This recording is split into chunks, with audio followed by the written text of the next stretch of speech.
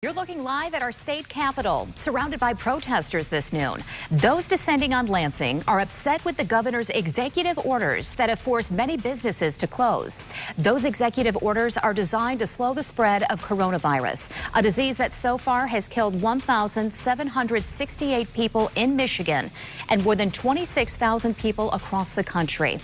Thank you for joining us today at noon, and we are certainly in for a wild day in our state. Our team is here to bring it to you live. Our crews are trying to stay safe while also showing you what's happening in our state capitol today.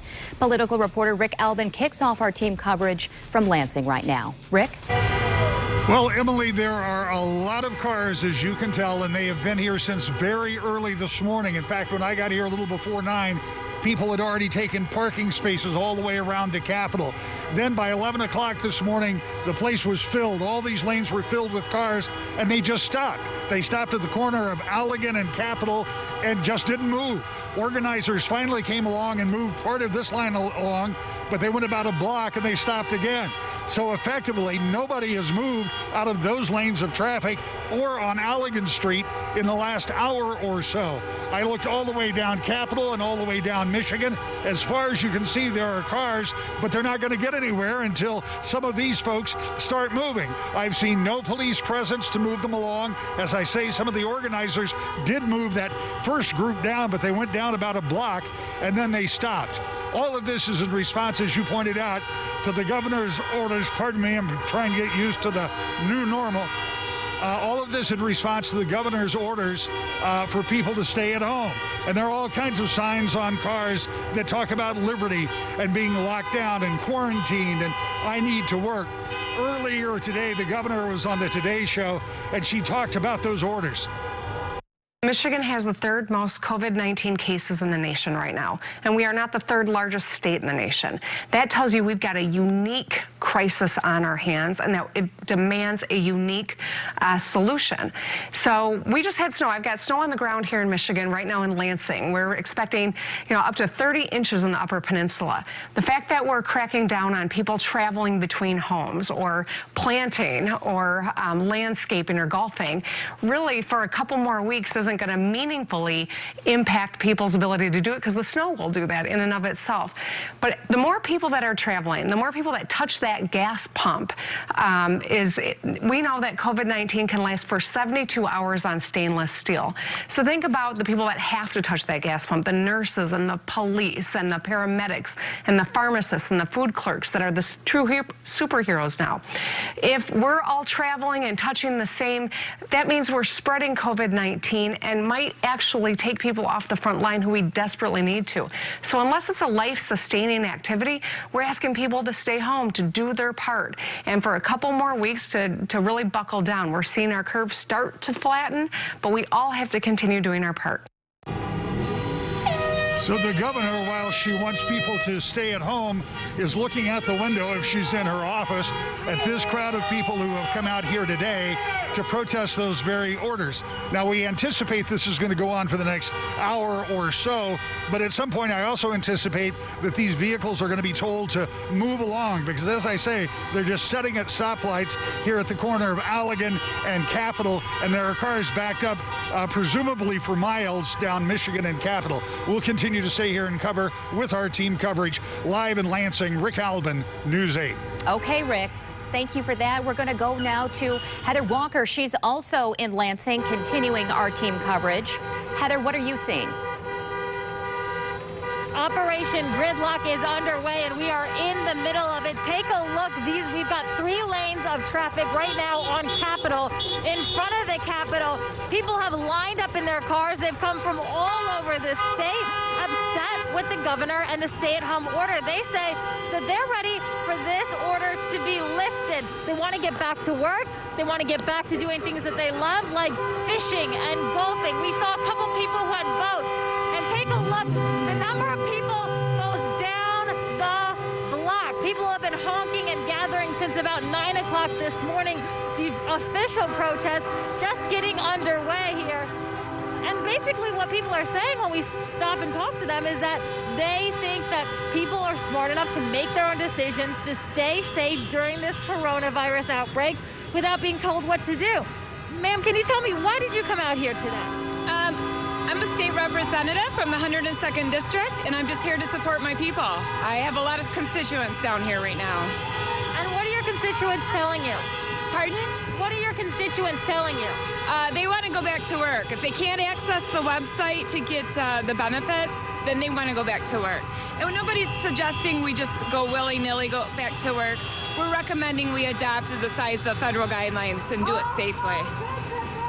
Thank you. Yeah, that is the message that we keep hearing over and over from different people. We talked to a landscaper from our area. We talked to a woman who does detailing in the Hudsonville area. All of them without work right now. They say they need to put food on the table. They've got to pay their bills, and they want the governor to reopen their businesses, allow people to make safe decisions. And that's why they all gather here today, to make those voices heard. We're going to throw it back to you for now. Reporting live on Capitol Avenue, Heather Walker, News 8. Okay, Heather, stay safe out there. Let's go to News 8's Leon Hendricks, also out there. He has boots on the ground at the state capitol. Leon, what are you seeing? Another incredible sight in this surreal ordeal as we battle this coronavirus pandemic.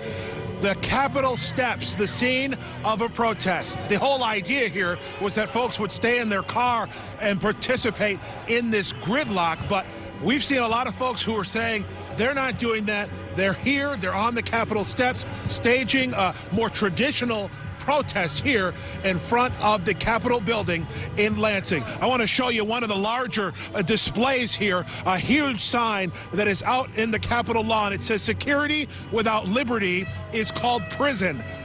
An analogy they're using here to the situation that we have at present with the coronavirus lockdown. We're going to walk up here and give you an idea of the feel some of these people have.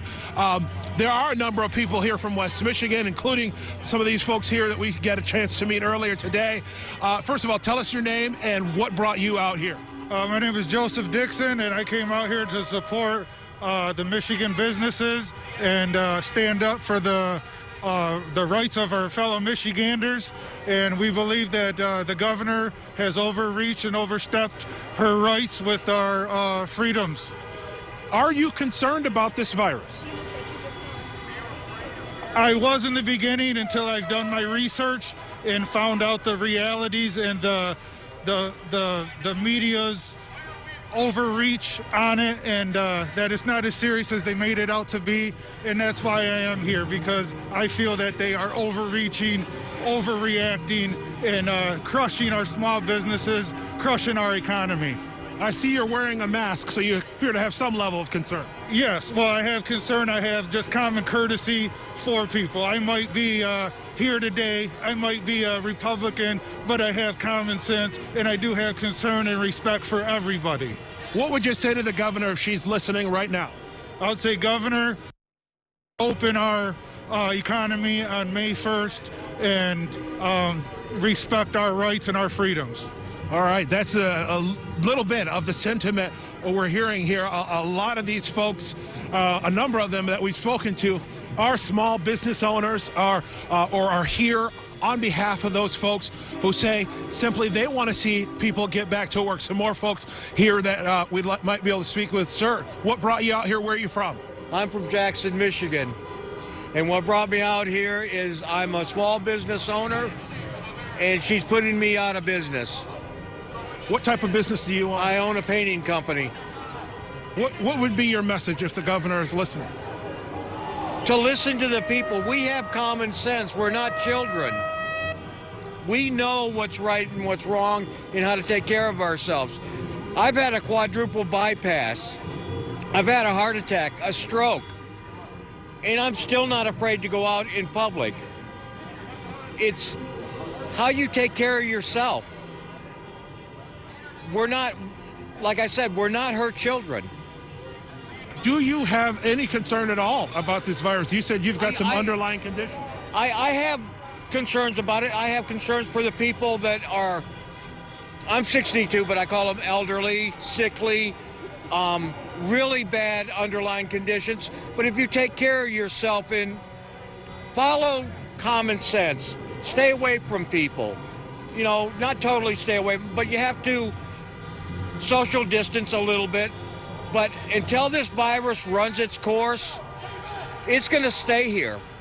And all we're doing is hiding from it. Do you have any concern? We've seen a lot of people out here that are obviously, like you, not in your cars. Do you have any concern that this gathering might cause this virus to spread further? Hell yeah. It will a little, but I don't think it's to the extent that they're trying to make it out to be. Again, it's a virus. It's got to spread. And until people start getting an immune system to it, it's going to continue to do this. All right. And we will never get away from it until we get an immunity to it. Okay. All right. Thank you, sir. Appreciate it. All the way from Jackson, one of the small business owners who is here and represented in a crowd of hundreds of people who are gathered here on the Capitol steps. A number of them have signs. One here in the foreground says, "Recall Whitmer now." We see a number of American flags. A lot of those red "Make America Great Again" hats. Folks certainly having a political feeling that goes associated with this situation. But it's quite the sight here on the Capitol steps. It's cold, it has been snowy, but it's not tempered down the spirit and the feeling that these folks have about letting their voices be heard in opposition to the governor's executive orders connected to the coronavirus. Emily? Leon Hendricks in Lansing. We will be checking back in with Leon and Heather and Rick again. And our team coverage continues right now. Tom Hillett is working to give us some perspective on just how many drivers are descending on Lansing right now. Tom? Hey, good afternoon, Emily. We're going to take a look at the map of Lansing, which really can give us some data that we can see how far this traffic is backing up. So you can see this is the main thoroughfare into downtown Lansing, 496, and that right now completely jammed up with cars. Unfortunately, we do not have available any MDOT cameras in this area, so we can't show you what it actually looks like right there. But you can also see these red and yellow lines of gridlock completely surrounding almost a mile in any direction that Capitol area. And unfortunately, again, we don't get any data coming in from the smaller streets in and around the Capitol where we've seen Rick, Leon, and Heather. But you can see that the gridlock is spreading far out and wide and continuing to slowly start to back up the highway heading into downtown Lansing. Of course, we'll continue to track this and we'll update you again at 12:30. Emily?